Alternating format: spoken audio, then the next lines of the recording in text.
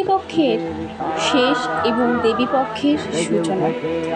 দেবীপক্ষের সূচনা মহালয়ার মধ্যে দিয়েই হয়। সনাতন ধর্মে এটা বিশ্বাস করা হয় যে মহালয়ায় দেবী দুর্গা পৃথিবীতে অবতরণ করেন।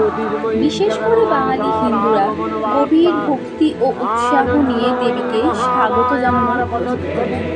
আজকে আমি তোমাদের এই ভিডিওর মাধ্যমে বলে দেব মহালয়ার তাৎপর্য কী। মহালয়া শব্দটির সংস্কৃত শব্দ মহা। মহা মানে মহৎ এবং আলয় মানে আবাস থেকে এসেছে, যা একত্রে মহা আবাস বা দেবীর ঘর বোঝায়। মহালয়া অমাবস্যা একটি বিশেষ দিন, যখন মানুষ পিতৃপক্ষের শেষ দিনে নিজেদের পূর্বপুরুষদের উদ্দেশ্যে শ্রদ্ধা নিবেদন করেন। মহালয়ার ঐতিহাসিক ও ধর্মীয় গুরুত্ব প্রাচীন মহাকাব্য মার্কেন্ডীয় পুরাণ থেকে উদ্ভূত, যেখানে দেবী মাহাত্ম্য অর্থাৎ দেবীর গৌরব কাহিনী বর্ণিত রয়েছে। এই ধর্মীয় গ্রন্থে দেবী দুর্গা ও দানব রাজা মহিষাসুরের মধ্যে লড়াইয়ের কাহিনী উল্লেখ রয়েছে।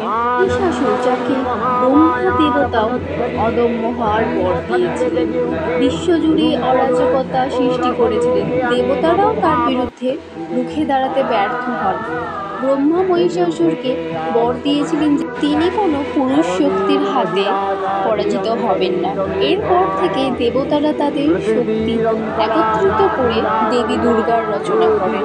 সকল দেবতারা তাদের অস্ত্র দেবী দুর্গার হাতে তুলে দেন, এমনকি ব্রহ্মা, বিষ্ণু ও মহেশ্বরের অস্ত্র দিয়েও সজ্জিত হন দেবী।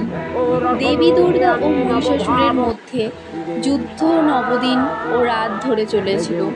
দশম দিনে মহিষাসুর পরাস্ত হন। বিজয়কেই বিজয়া দশমী বা দশহরা হিসেবে উদযাপন করা হয়।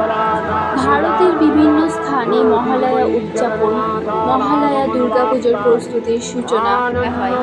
ভারতের বিভিন্ন স্থানে মহালয়া উদযাপন মহালয়া দুর্গাপুজোর প্রস্তুতির সূচনা করা হয়, যা দুর্গাপুজোর প্রাথমিক অনুষ্ঠান নয়, দিন আগে পালন করা হয়।